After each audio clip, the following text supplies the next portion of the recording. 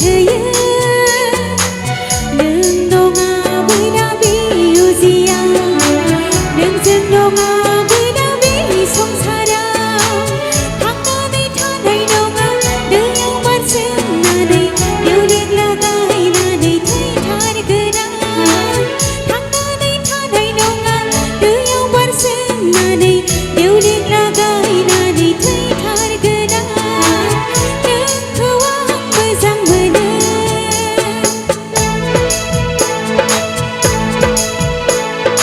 आखाइ खबना होबाय जोबोद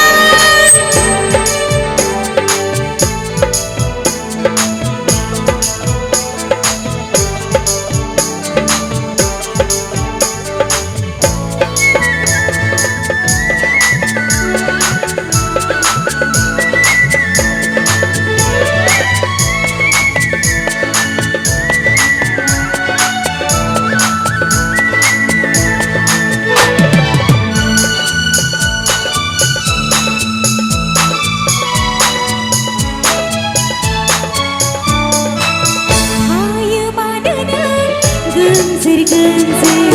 एखुथा नोंनि मानो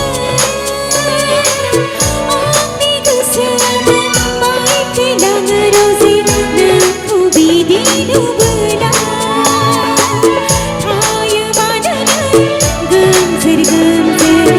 एखुथा नोंनि मानो आंनि गोसोआबो बायफ्लेलाङो रजे नोंखौ बिदि नुबोला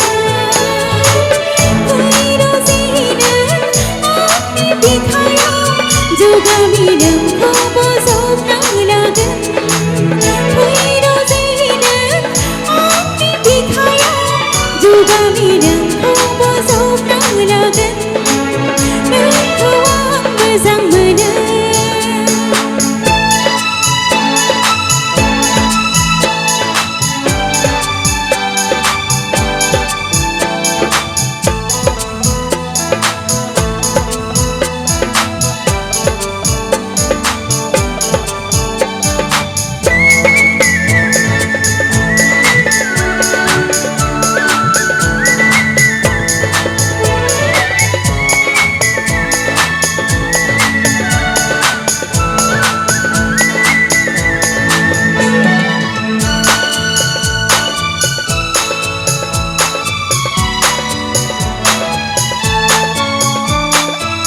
दुखु नोंनि